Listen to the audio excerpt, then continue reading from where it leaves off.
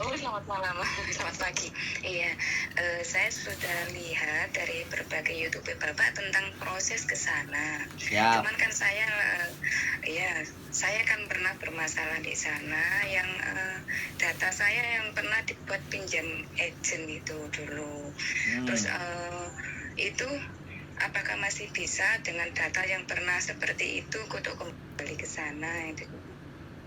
Lah, pinjaman itunya sudah selesai apa belum? Soalnya gini Pak ya, saya kan nggak tahu pinjamnya itu berapa. Saya itu dulu cuma disuruh tanda tangan itu aja, cuma berapa bulannya sampai berapa kan saya juga nggak tahu. Terus waktu itu karena saya zaman dulu kan mungkin belum pengalaman atau apa, sedangkan saya takut seperti itu kan suratnya dari bank itu selalu datang ke rumah majikan gitu.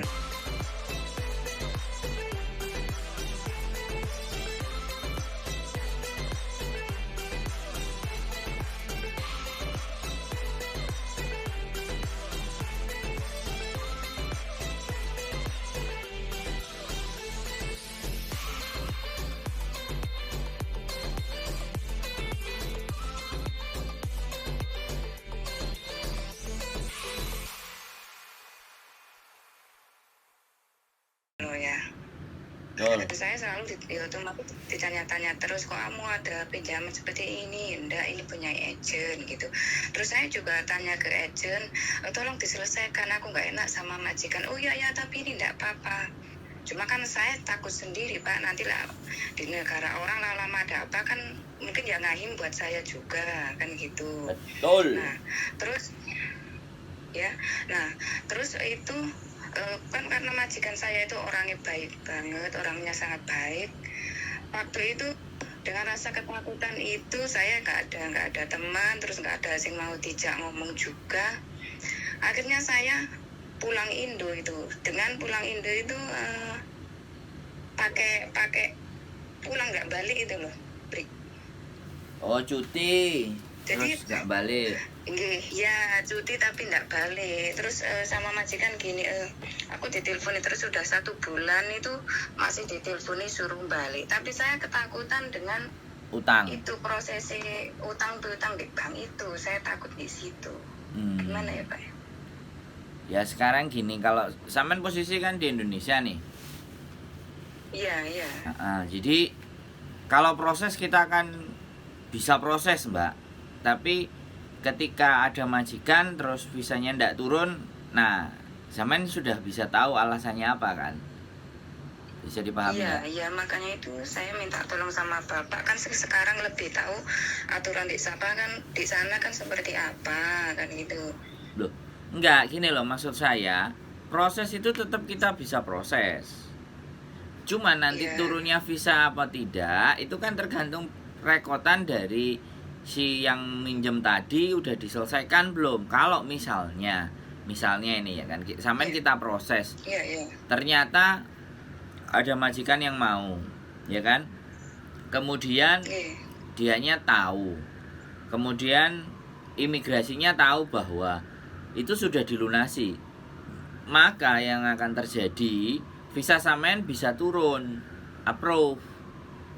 Tapi kalau misalnya ketika diproses di PT, kemudian dalam misalnya ada majikan terus tanda tangan, terus sampean ternyata diproses visanya tidak turun, jadi sampean tahu alasannya gitu loh, sudah tahu alasannya bahwa proses utang piutang itu mungkin bisa jadi tidak diselesaikan, bisa jadi kekhawatirannya balik ke Hongkong nanti pinjam lagi.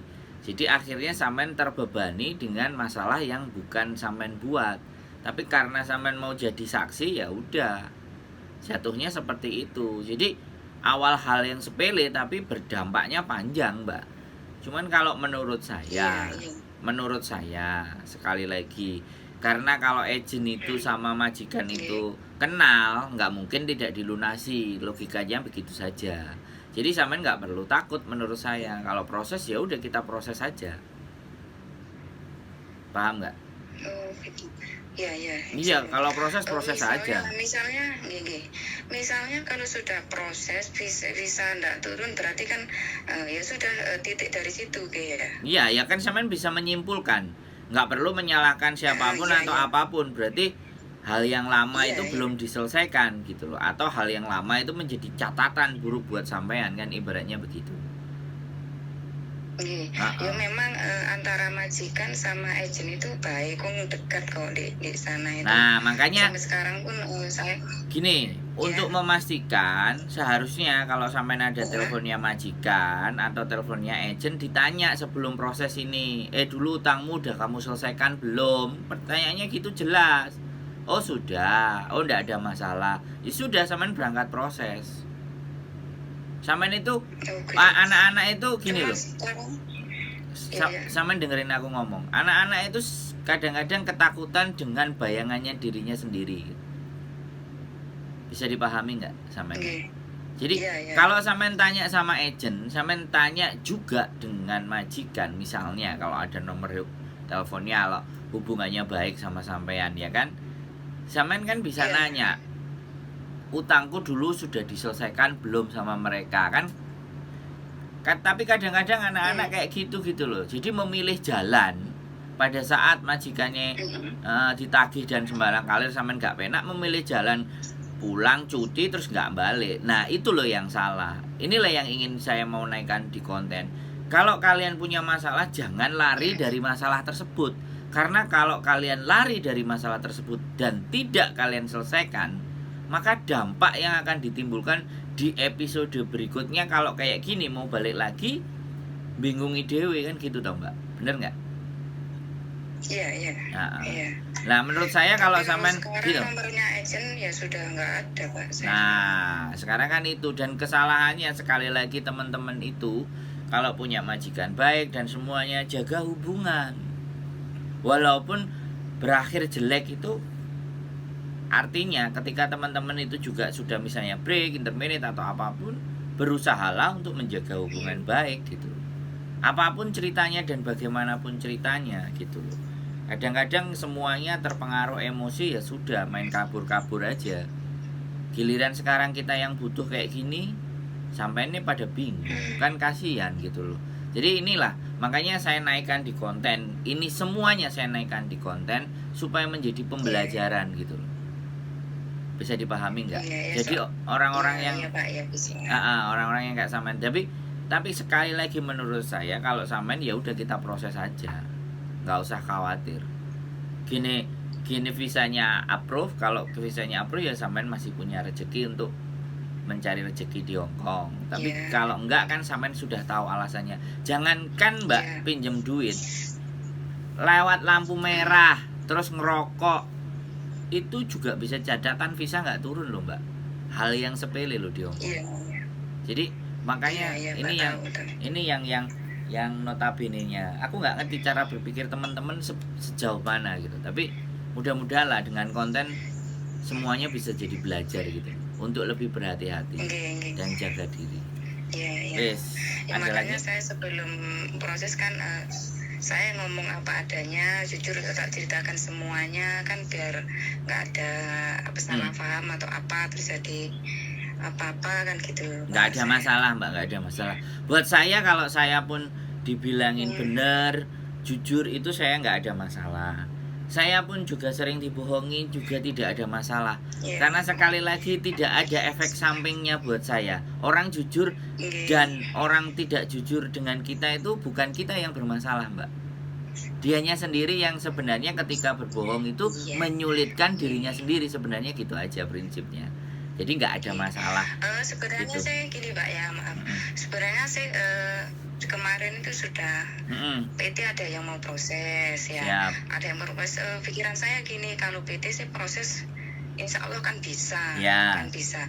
Cuman permasalahan saya kan di sana, makanya saya itu ada YouTube Miss Yuni, terus ada saya dengarkan konten-konten dari jenengan itu, dari itu saya kan harus permasalahan apa, jadi saya tahu prosesnya ke sana, saya sudah paham, cuman kan ini permasalahannya kan beda, makanya minta maaf saya Enggak apa-apa, Mbak. Penjelasan dari jenengan langsung itu aja. Siap. Kita penjelasan, kita segala sesuatu kita berikan, tidak ada persoalan. Toh pun tujuannya konten yang kita buat itu supaya teman-teman memahami, oh ternyata ketika aku punya salah begini, aku bagaimana mengatasinya. Oh, aku punya hal yang seperti itu. Oh, cara handle-nya seperti ini. Tidak ada masalah, Mbak. Dan nggak perlu minta maaf, sampean kan tidak bersalah dengan saya. Dan sampean juga tidak bermasalah dengan saya gitu loh. Tenang saja, santai. Kecuali kalau sampean memang mau proses nanti ya, monggo PT silakan sampean pilih di Indonesia sebegitu banyaknya, monggo. Nggak ada jadi persoalan gitu loh, Mbak. Aman saja. Enggak. Siap. Enggak, soalnya kalau cuma PT kan proses ya sudah, sedangkan bagian di Hongkong sana kan bagian agent itu Pak, makanya saya langsung nembusi ke Hongkong sih. Boleh. Kalau proses kan proses PT yang penting kan sudah berangkat sana, terus tanggungan kita permasalahan kan enggak tahu, sing kita harus cerita kan harus ke agent. Tuh makanya tahu. Soalnya kan saya seperti di agent itu yang pertama itu juga majikan saya yang pertama itu kan orang Thailand itu mau pindah ke sana, jadi saya dipulangkan ke Indo. Itu juga enggak dikasih uang notis, itu saya cuma dibelikan tiket saja. Mungkin ya waktu itu belum tahu belum tahu tata caranya, peraturannya gitu. Saya kan 2006 2007 terus lihat di YouTube ada peraturan seperti itu, ya mungkin alangkah baiknya kalau saya cari tahu infonya dulu sebelum saya nanti di jalan seperti apa kan gitu loh. Betul. Prosesnya bisa lanjut apa enggaknya itu saya ingin tahu infonya dulu. Siap Mbak, gitu. Terima kasih ya Pak ya. Aman terkendali pokoknya. Terima kasih.